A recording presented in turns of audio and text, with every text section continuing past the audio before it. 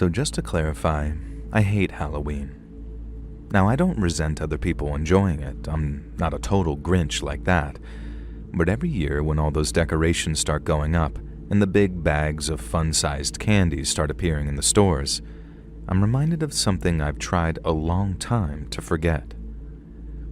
I used to live in an apartment in the city, and I'd spend a lot of my time sitting at my computer whenever I wasn't at work or at the gym. My desk was right next to a window on my left, and sometimes I'd find myself looking out of it and watching the city just go by. I wasn't a creep about it. I didn't stare at anybody or anything. It was more like people watching, wondering where folks have been, where they're going, and what kind of lives they lead. I saw people walking around during the holidays in their hats and coats, carrying gifts or trays of covered food. I saw all the new college kids moving in around September, wheeling office chairs along the sidewalk with bags slung over their shoulders. And then around Halloween, depending on which day it fell on, I'd see costume kids walking the streets and collecting candy and admiring each other's costumes. And despite what I said earlier about hating the holiday, I actually used to really dig it. I'd carve one of those miniature pumpkins to put on my windowsill and hang a small Happy Halloween banner above it. I'd put a bowl of candy down near the front door as well, something for the kids to help themselves too. And it quickly became one of my favorite times of the year, and I'd sometimes find myself window watching for that first hour after dark, standing there with a beer or a cup of coffee and just checking out what the costumes the kids were wearing that year. Now, back in 1989, it was a Batman year in a big, big way. The movie had just come out that summer, so I knew that I was going to see a lot of Bruce Waynes walking around down there. But the night itself was beyond anything I imagined. There was like an entire army of little Batmans out there, only occasionally broken up by the odd Nicholson-era Joker with a purple blazer and green hair. You got yourself your usual suspects, your vampires, your zombies, your werewolves. But that year, the Batman dominated. So maybe around 7 in the evening, I was done window watching and I was back at my desk doing a little work prep. And since it was all prep, sometimes I'd done a million times, I found it all very boring. And then as my eyes started to wander, I caught sight of a group of trick-or-treaters walking past my window. And out of habit, I turned to check out their costumes and was surprised to see a group of 4 kids, maybe 12 to 13, and without a single Batman among them. There was an Indiana Jones, a pretty good one too, but the one that really caught my attention was the kid dressed as John Rambo, complete with a black tank top and red headband. I was thinking, how the hell did a kid manage to catch a total gore fest? But then I remember my own 12-year-old self moving mountains just to get my hands on a copy of that Texas Chainsaw Massacre movie. And then right as I'm reminiscing about watching Leatherface going absolutely bat-poop crazy at the end of the movie, I see this dark gray van pull up next to the kids. I couldn't see the driver, but I saw the kids stop and look over towards the window where he was obviously talking to them. Seconds later, the driver got out of his seat, slammed the door closed, and walked around to the double doors at the back. The kids followed him, each of them looking curious as the guy kind of yapped away like he was trying to sell them something. And he looked normal, I guess, totally unremarkable. But as he's standing there talking to them and pointing towards the rear of his van, I get this sudden and terrible feeling that something awful was about to happen. I guess it was because of how cartoonishly suspicious it looked. Like it legitimately looked like a scene from some cheesy after-school special which has the theme Stranger Danger. But I guess that's what also gave me pause to look. I didn't know who that guy was, but those kids might, and it was entirely possible that he was one of their dads or uncles or something, there to actually get them after trick-or-treating. There were also 4 kids and only one of him, so unless he was some kind of ninja, there was no way that he was throwing all 4 into the back of that van, and it was unlikely he was dumb enough to even try. It was also right at the side of a normally busy road with apartments and houses on either side and with the occasional car driving past too. So unless this guy was a complete maniac, I couldn't see him trying to abduct 4 kids in such a busy, well-lit place. But no matter how much I tried to rationalize what I was seeing, no matter how much I told myself I was being paranoid or a scaredy cat, I couldn't help but shake the feeling that something was very, very wrong. I managed to talk myself down a little, mentally at least. But when the guy opened up the rear of his van and looked like he was showing something to those kids, I actually turned in my chair and picked up my desk phone, ready to call 911. And there was still that voice in my head saying, "He's not going to grab one of them, he can't. You're just being paranoid." And part of me was totally convinced that he was going to drive off without any sort of incident, and I was going to turn back to my chair feeling like an idiot. But there was this other competing voice too, one that said, "Get ready to make a note of that license plate." And then, as suspected, the unthinkable happened. As the kid in the front stepped forward, like he was almost trying to get a closer look at whatever was in the back of that van, the guy pounced. In what seemed like one fluid motion, the man picked the kid up off of his feet and then dragged him into the van. The kid's 3 friends ran off, just turned tails and ran. And as I hit 911 and brought my phone to my ear, I tried to get an angle so I could see the van's license plate. It took off so fast I wasn't able to read all of it, but I told the dispatcher everything that I'd just seen and was able to describe the guy and his van in quite a bit of detail. The dispatcher woman said that she had officers en route and that I could relax because the police would do everything they could. And that calmed me down a little at the time, but I guess the clue was right there in front of me. Because if the cops really did do everything they could, it wasn't nearly enough. The first missing persons poster went up just a couple of days later, and every single time I saw one, it was agony. The picture they used of the kid was obviously one from happier times, and thinking that he might never be that happy again just about killed me, because I saw the moment that changed his life forever. Now, I don't know if he was ever found. I hope he was, but part of me thinks that he stayed missing and was eventually declared dead. I later read that in America, a kid goes missing every 40 seconds and that almost 500,000 are reported missing every year. Most of them are returned home to their parents after they wandered off and got lost. But a large percentage of those that go missing are never reunited with their family. And I hope it wasn't the case.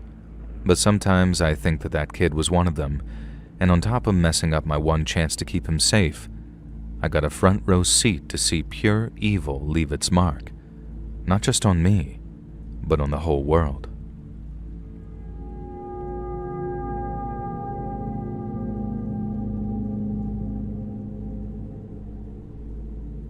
When I was in 8th grade and with Halloween fast approaching, me and my middle school buddies brought up the subject of trick-or-treating. Now, at age 12, we felt like we were right on the cutoff point for it because when we got to high school, doing stuff like dressing up seemed like it'd get us very little candy and a whole lot of bullying.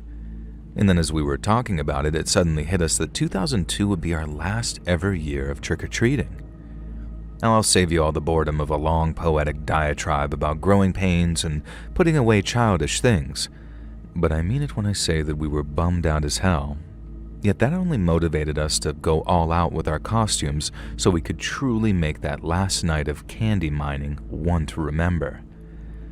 I didn't have the hair to dress up as Aragorn or Legolas, so I put together a hobbit costume consisting of a brown jacket, shorts, and a green blanket that I turned into a cape. I also got my hands on a pair of novelty human feet slippers, which really tied the costume together and made it look like I had giant, hairy hobbit feet. Now, my buddy Chris dressed as Harry Potter, which was easily the best costume because he had all the Gryffindor merch to make it look legit. And then our 2 buddies, Richie and Matt, came as Spider-Man and Shrek, respectively, with Matt painting his entire damned head with green face paint and even dyeing his hair green, too. And he got a gold star for effort. But without the bald head or Shrek ears and being skinny as a rake, he just looked kind of hilarious. Now, we all met at my house at around 5:30, and then, after putting some finishing touches on our costumes, my mom grabbed her camera and snapped a picture for posterity. And that picture ended up being something that I deeply cherish, even all these years later. We look so young and happy, but there's a sort of naivety about us too, because little did we know, this was the very last time we'd all be in the same place at the same time. We just didn't know it yet. We headed out onto the streets at around 6 p.m., and while Halloween was always a big deal around our neighborhood, that year it felt extra special. Whole platoons of costumed kids were being led up and down the sidewalk by their chaperones, and almost every single lawn was trying to out-spooky its neighbors with increasingly extravagant decorations. And if our business was candy, then business was good. People were so impressed with our costumes that wherever we went, we get at least a handful of goodies or two, even if in one case it was just a bunch of sugar-free candy and a toothbrush from someone who must have surely been a dentist. But it made for an awesome night, and we covered almost the entire neighborhood in almost 2 hours. But even when we'd hit up probably every house we could, and we had enough candy to last us till Thanksgiving, we still didn't feel like calling it quits. We wandered the streets, admiring costumes and lawn decorations, and talking about all the cool horror movies our parents wouldn't let us see for at least another 3 or 4 years. And the feeling that we had that night is still something I appreciate about Halloween, even after all these years. But it's a holiday that comes with a lot of unhappy memories, and all because about what happened at around 8:30 to 8:45 that night. Since Matt and Richie lived out in the sticks, their parents were due to pick them up from my place at 9. So right around 8:30, Richie suggested that we make our way back so they wouldn't leave their rides waiting. Chris seemed kind of bummed out that we were calling it a night, but we were all bummed out because we knew what it meant. It was the last time that we'd all get to spend as kids together because in a year's time, we'd all be young adults, as they were calling it at the time. And things were changing. I felt it. We all felt it. And it sucked. I didn't give Chris's bad mood a second thought, though. Not till we reached the place that we usually parted ways, and he just kept on following us back to my place. I figured that he might have been trying to catch a ride with Matt or Richie, but when I asked him, Chris said that he wasn't planning on going home. And he says, "There's got to be some more houses that still have candy," and explained that he wanted to get his last piece of Halloween candy ever, like a kind of ceremonial thing to end our night. And I thought that was kind of cool, but then Chris asked if I'd head back out with him once Matt and Richie had gotten their rides home. And I was pretty beat, so I just wanted to chill, eat some candy, and see if there was anything scary on TV. Besides, we had school in the morning and I didn't want to stay up too late. Chris was always relaxed, a reasonable sort of kid. But on this occasion, he did not react well to me declining his offer.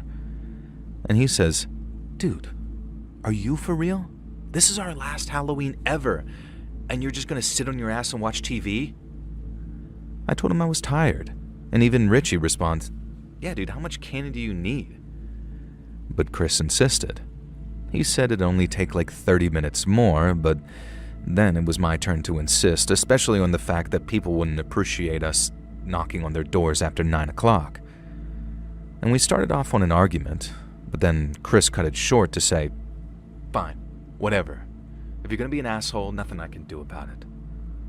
And this was just really, really strange behavior for Chris. I saw it. Matt and Richie saw it too. And at the time, I figured that Chris just didn't want the night to end. But these days, I think it was a sign of what was to come, and we just couldn't see it yet. And as Chris marched off, I yelled after him, asking where he was headed, and he mentioned a street that we hadn't covered yet, maybe 15 minutes walk away. And then after Matt responds, "The hell's gotten into him?"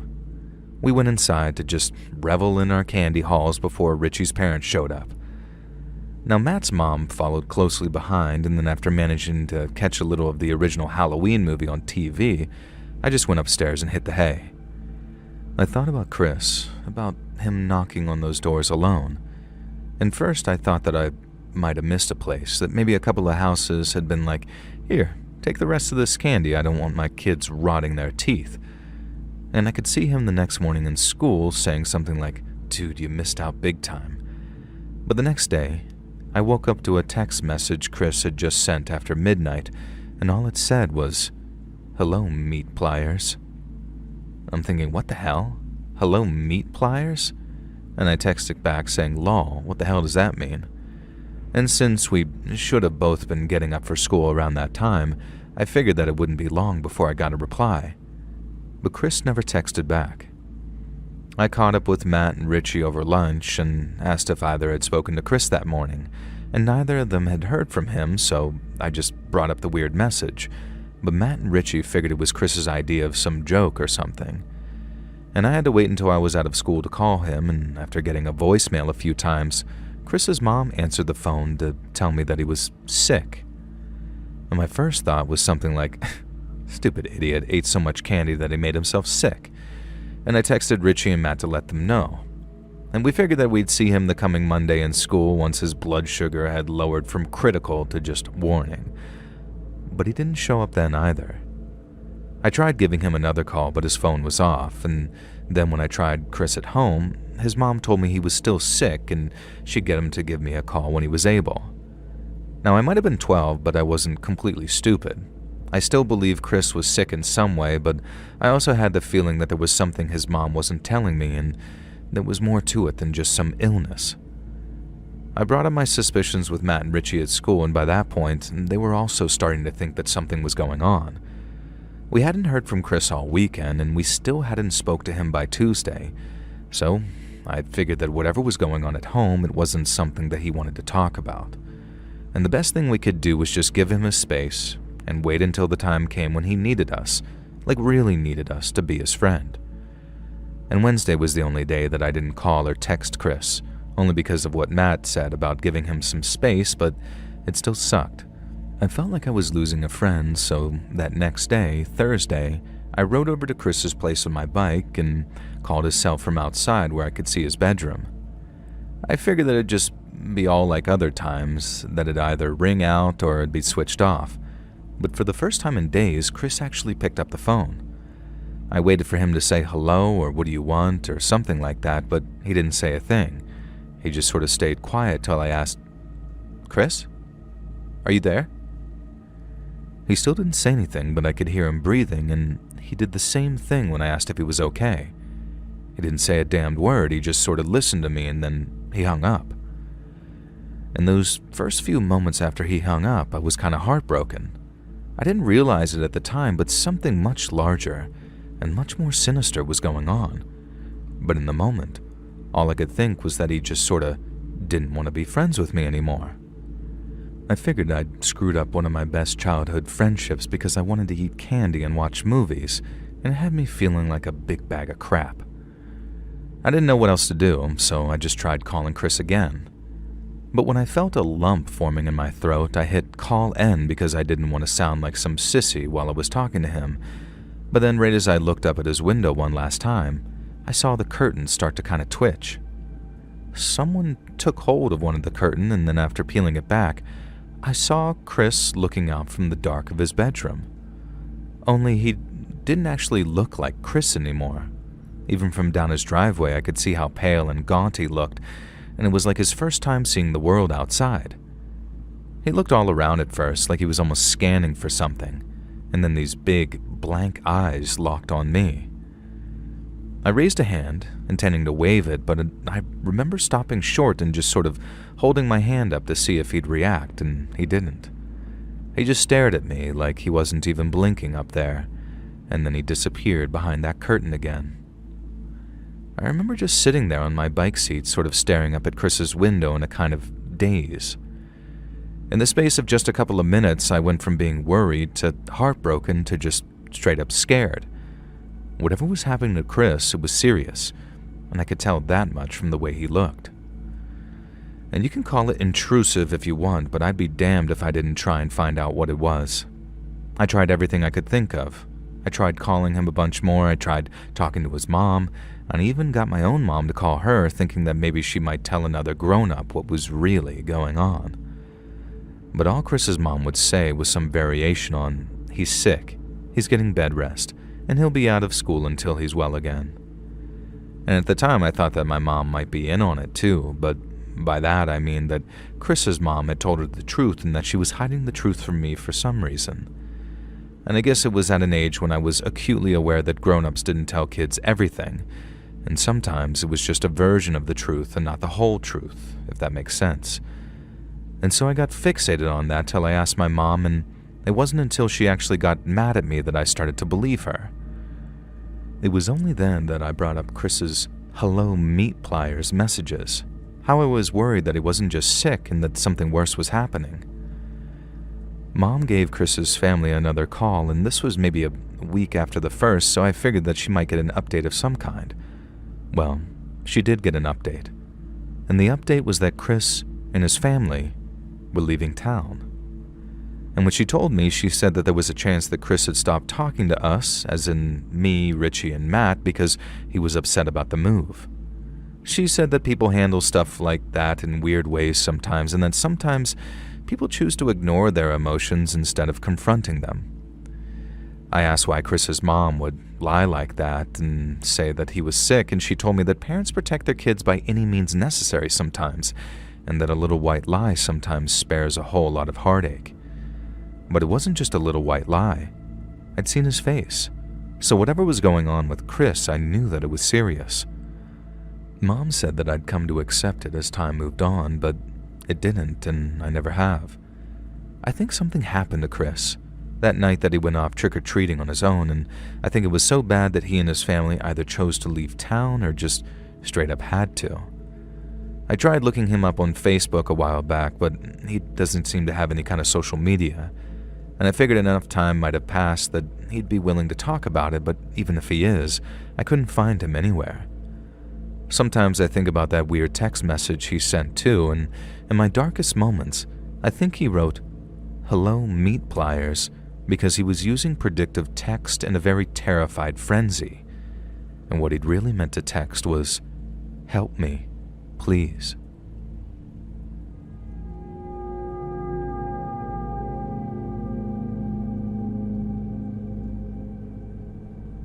One of the most significant events of my whole childhood happened on Halloween. So a few friends and I were out trick-or-treating, and we actually went pretty much to every neighborhood within walking distance. And then on the way back, we found ourselves wandering past a place of almost legendary status. And for as long as we'd been aware, there was this old house in the neighborhood over from us. One close to the other homes, but also disconnected by large, overgrown front yards and a fairly long driveway, too. Now, we never saw anyone home, and we never saw any cars in the front yard, and we never saw anyone either coming or going. We were pretty sure it was abandoned in some capacity, that someone owned it but never visited. But what we were 100% certain of is that the place was haunted.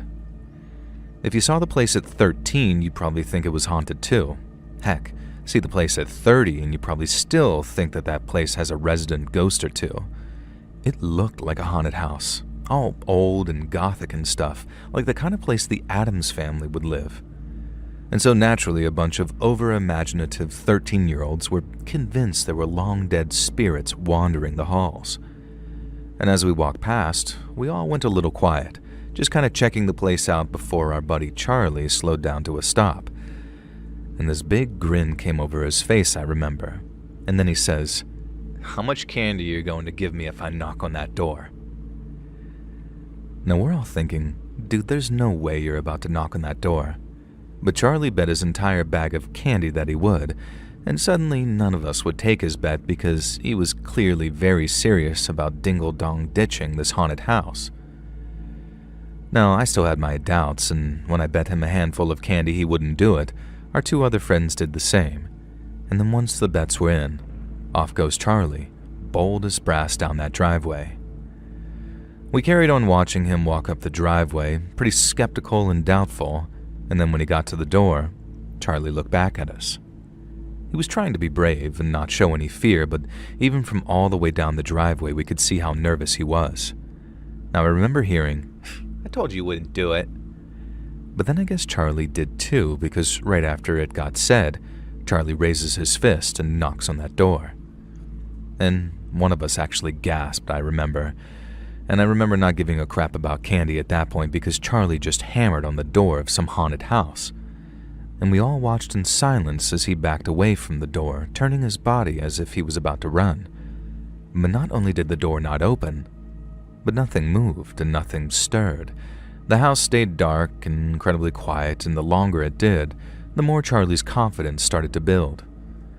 He stopped, and instead of walking back down the driveway towards us, he walked right back to the front door of the house and knocked for a second time.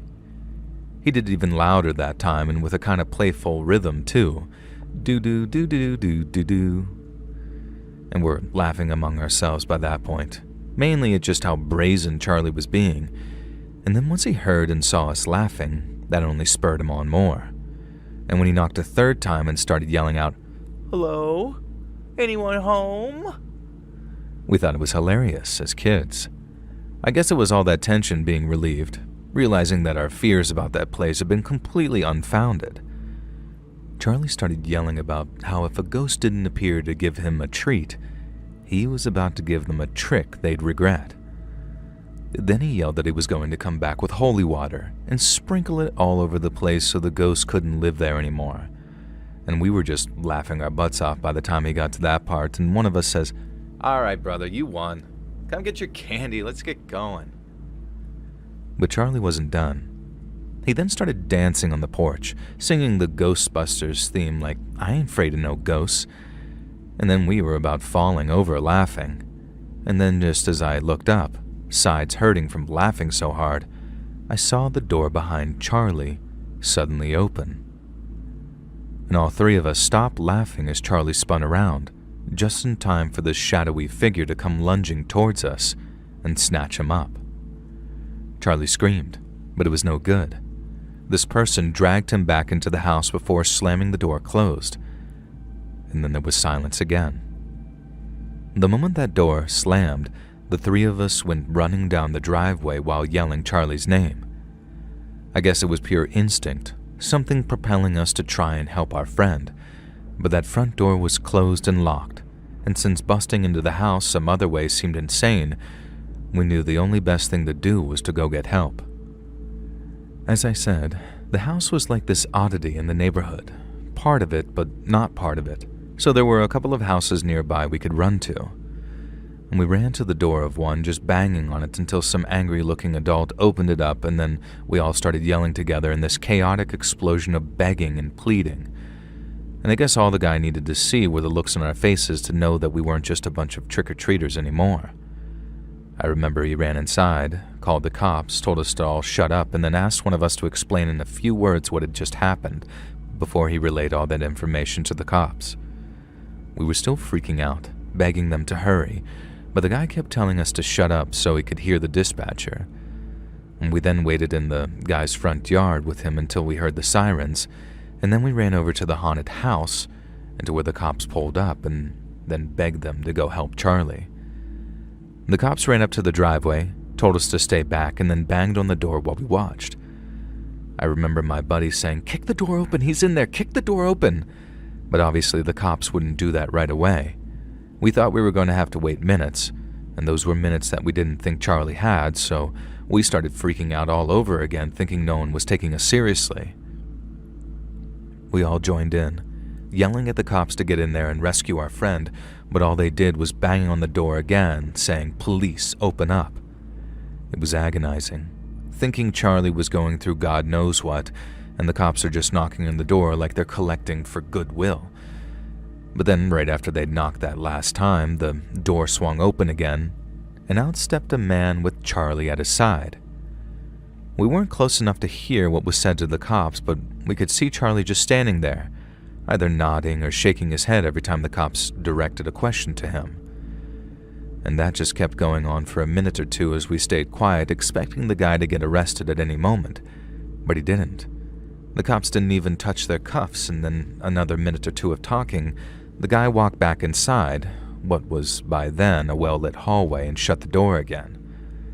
The cops walked Charlie up the driveway towards us, and we were still in this sort of stunned silence, not able to comprehend how that grabber hadn't been arrested. But then as they got close, one of the cops was saying something like, "Lucky that gentleman was home to help your friend out, but things could have been much worse." And we're thinking, what the hell are you talking about? And started explaining Charles had been grabbed and pulled in. But then the cops basically told us not to make up tales like that, and they knew that we were trying to do some sort of prank on that place because that person wouldn't give us any candy. Now, we didn't know what he was talking about at first, but when it clicked that that grabber had tricked them somehow, one of my friends got incredibly mad, saying, That's not what happened." And he tried explaining the whole thing to the cops, like from start to finish.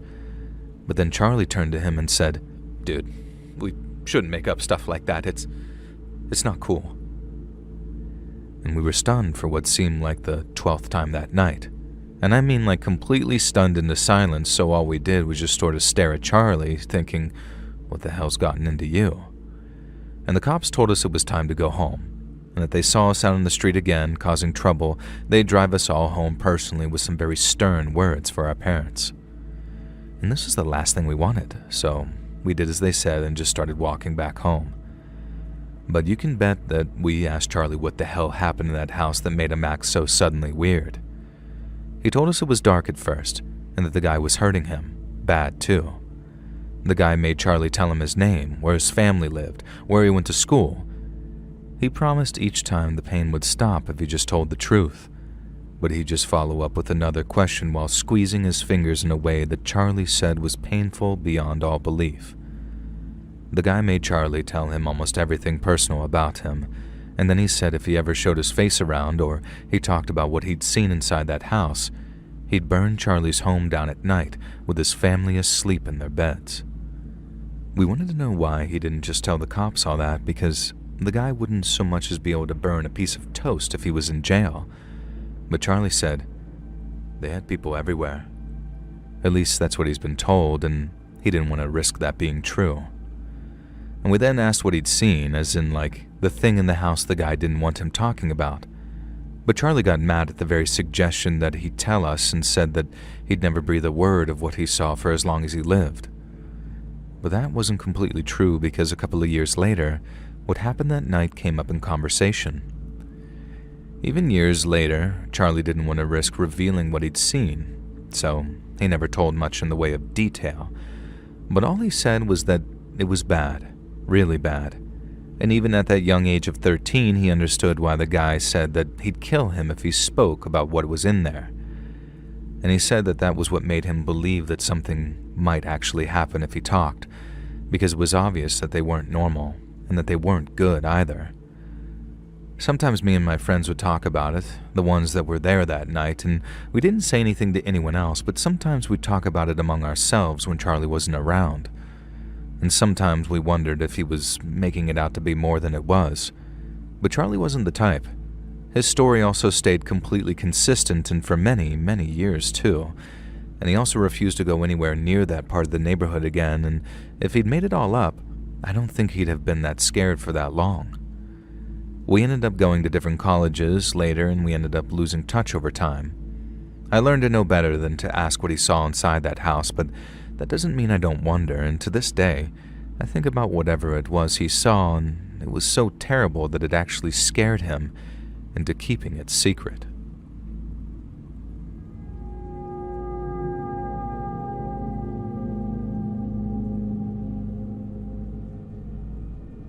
Last September, I somehow landed this incredible employment opportunity. The company was based out in the Pacific Northwest, and seeing that I was in NYC, I replied somewhat on a whim because the pay was so good. They gave me a call, I interviewed okay, and then when I didn't hear anything back for a couple of weeks, I figured that they'd just passed me over. But then one day, they called and told me that I'd got the job. I didn't say anything about not being serious regarding my application, but I did tell them that I might have some logistical issues in moving across the country and finding a place to live. I thought that I'd have them considering other candidates, but they were so dead set on bringing me aboard that they offered 12 months of free accommodation until I got onto my feet. It was a nice place too, small for a house, but well put together for what I could tell. And so in the space of around 24 hours, that application I sent off on a whim ended up changing my life. About a month later, I'd moved out to Washington to start my new job, and I was absolutely enamored with my new house. It was actually the first time that I'd lived in an actual house, and not just an apartment, and having expected to live in New York City for most of my life, living in a house wasn't something I expected until I was aged like 40 or 50. It might sound kind of lame, but it was very exciting in a sort of now I'm grown up kind of way. And the thing that got me super excited as we rolled into the middle of October was that Halloween was actually approaching pretty quick. And like I said, I'd never lived in a house before, Only apartment buildings, and trick-or-treaters generally don't actually stop at apartment buildings unless there's a bowl of candy outside and some direction on who to actually buzz. And that's if they trick-or-treat at all. Because from experience, it's definitely much more of a suburban activity than an urban one. But that meant, as late October started to approach, I started planning what I was going to do for the spookiest day of the year. I carved a pumpkin, bought a ton of fun-sized candy bags, and then made sure my front windows had enough decoration to entice local trick-or-treaters. And let me tell you, it worked. And from maybe 5:30 to around 8 o'clock, I had around 24 groups of trick-or-treaters knock on my door. I saw a Waldo, a Beetlejuice, a couple of cowboys, and then there was the kid who looked exactly like the main character from The Bear, who'd also apparently mastered the "I'm so tired I could collapse" look. And I saw a mini Michael Myers who made me wonder how the hell a 10-year-old knew who Michael Myers was, but I think the best costumes of the night were two boys wearing Mario and Luigi costumes who were almost the exact same proportions as those two Italian plumbers. And after Mario and Luigi showed up, the group started to thin out a little, and rather than face being interrupted while I was cooking or showering, I just decided to put a bowl of candy out on the windowsill outside so any latecomers could actually help themselves. Now, maybe an hour later, just after 9 p.m., I sat down on my couch to check out what horror movies Netflix had to offer. I was sitting there in my bathrobe, beer bottle in one hand and the TV remote in the other, when I suddenly heard a gentle tapping on my kitchen window. The size of the house meant my kitchen and living area were right next to one another, so I could literally turn my head and see where the person was knocking. I figured someone just wanted the candy bowl refilled, and by tapping on the window, they were just being a smartass and showing off to his costume friends by acting very creepy.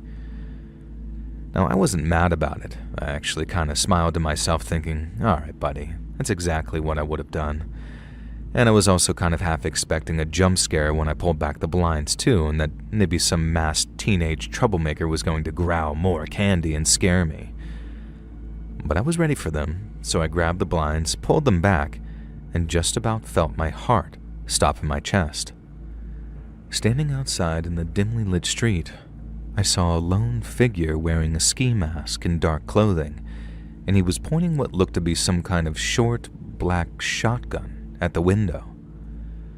Now, I must have looked at the guy for no more than maybe a split second, no longer than the time it took to blink, but when I looked back on it, it was like he was perfectly framed by the window for maybe a minute or two.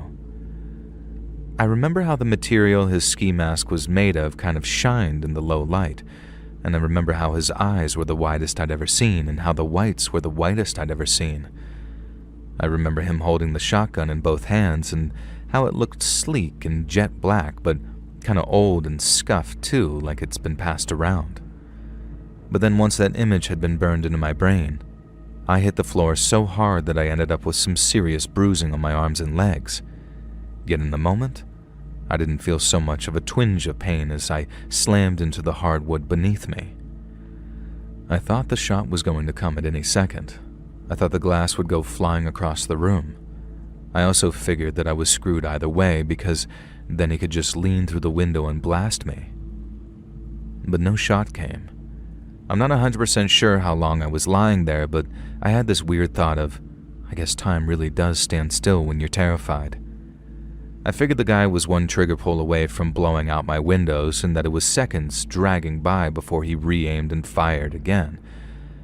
But then I suddenly heard a car door slam, and then a really loud revving of an engine before a car sped off into the night. I didn't get up right away. Part of me didn't trust that it was over, but then after maybe a minute or so of silence, I pushed myself up off the ground and dared to peer behind the blinds. The street outside was quiet again, just streetlights and parked cars. And then when my legs stopped shaking enough for me to actually stand, I called 911 and told the dispatcher what had just happened. And that first call out was as boring as it was frustrating because after taking my report, the cops basically told me to go get a hotel room for a night if I didn't feel safe, which, duh, I didn't feel safe. I knew they weren't exactly going to post a guard outside for little old me, but to basically be told don't like it, then leave, seemed incredibly cold. and I spent the night in a hotel and went to work that next morning with one hell of a story to tell. I figured that I'd probably spend a second night in that hotel too, because I still had no idea what was going on with that masked man and his shotgun, at least until I got a phone call from a police officer in the late afternoon, and then he explained everything. So the cop who called wasn't one of the regular street cops that I'd spoken to after the incident. This guy said he was from the city's gang task force, and after hearing the report, he believed that he could provide a little insight into what had happened. According to the cop, my home's previous occupants had been gang members, and had only vacated a matter of weeks before I moved in. In all likelihood, the guy with the shotgun didn't fire because he recognized that I wasn't anyone he was looking for. And rather than murder a civilian and bring down even more heat on them, the trigger man had the wherewithal to not do his job and then dive back into the getaway car before I made it to a phone. He didn't think I'd be targeted again, not after they knew that it was some civilian in that place, and not who they thought. But as much as I'd like to say that that reassured me, I'm just not sure that it had the intended effect. I realized that up in my apartment building I was actually protected. I had some crazy nights in my time, and the streets of New York City can get equally crazy at the worst of times. But whenever I was home, I was up in my castle, 3 floors above all the craziness going on down there on the street. And it didn't even occur to me until that night how in that house I was exposed to just about any son of a bitch who came up and tapped on my window. That stayed with me too for a long time, and although there soon came a time when I felt safe enough to relax again, I also knew how terrified it'd be if I heard that same tap, tap, tapping on my window again.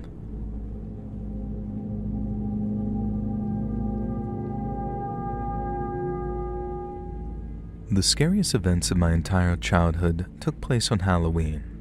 So I was out trick-or-treating with some friends, and we were making our way towards the neighborhood with big houses and some pretty long driveways. And we'd gotten full-size candy bars at a couple of houses the previous year. As you can imagine, we were pretty excited to get back there before they ran out.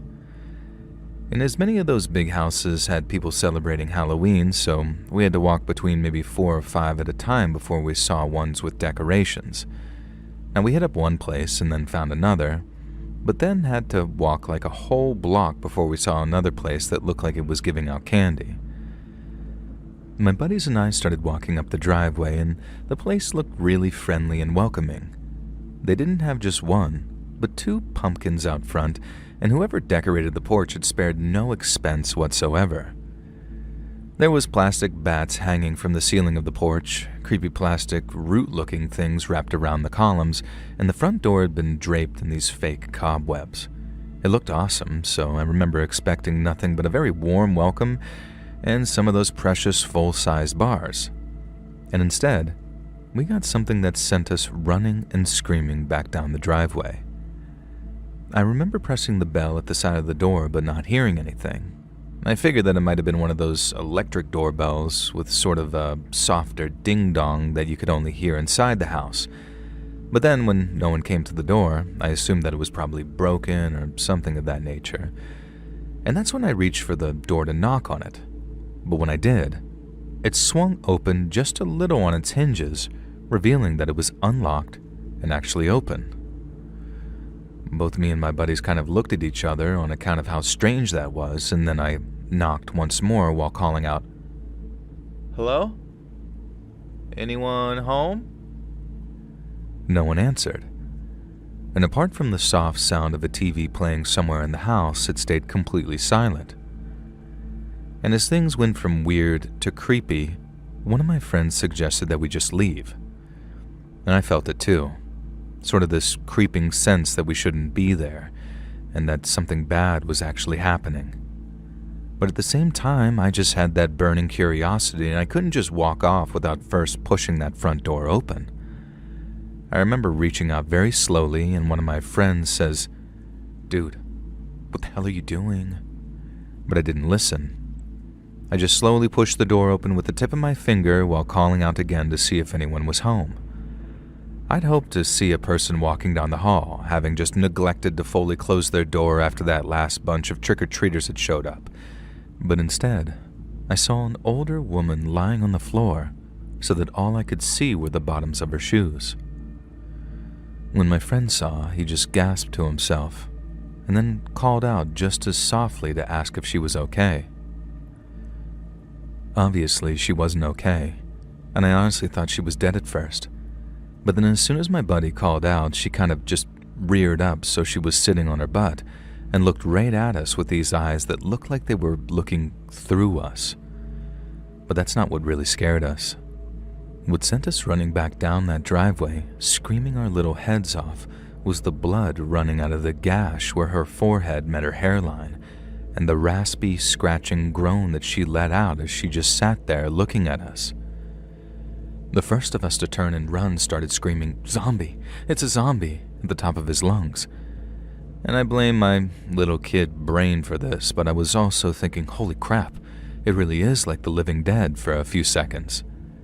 At least until it occurred to me that there was no way in hell that that lady had come back to life after being dead, and that in actual fact, she was actually really hurt and in some serious need of help.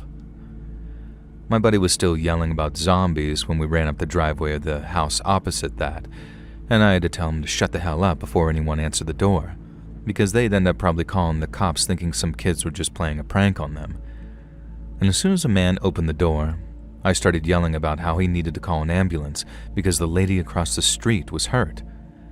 The guy yelled for his wife to call 911, then we all ran back across the street. The lady was sitting on her porch by then, holding something against her head to stop the bleeding, and having woken up a little from being out cold, she was able to talk again. I remember the guy called her Helen when he asked her what had happened, and she told him how some son of a bitch had whacked her as soon as she opened the door. It turns out the guy had been walking around in an oversized Halloween costume, mask and all, and then hit her over the head with something when she went to tell him to buzz off. She thanked us for telling someone to call 911, but she seemed to be fine, and that if we came back the next night she'd give us all of her leftover candy for being such good boys. And we did just that. And there she was, with a bandage around her head and with her husband thanking us for helping her. I'm glad everything turned out okay, we all were, but at the time it was one of the most frightening things I'd ever experienced. I guess at that perfect age where I knew what I was seeing, but my mind couldn't quite process all that fear and dread that came with it. I thought that I was seeing the dead coming back to life, and that was horrifying to me. But now I understand the real tragedy is that when they're gone, there's no coming back for the people we love. Hey friends, thanks for listening. Click that notification bell to be alerted of all future narrations.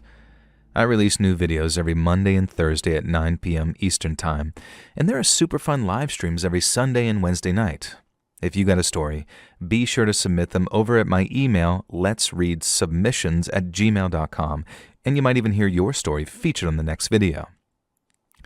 And if you want to support me even more, grab early access to all future narrations and bonus content over on Patreon, or click that big join button to hear about the extra perks for members of the channel. And check out the Let's Read podcast, where you can hear all of these stories in big compilations located anywhere you listen to podcasts. I also have a true crime channel called Saturn Soul. All links in the description below. Thanks so much, friends. And remember, the eels migrate into a big pit to procreate.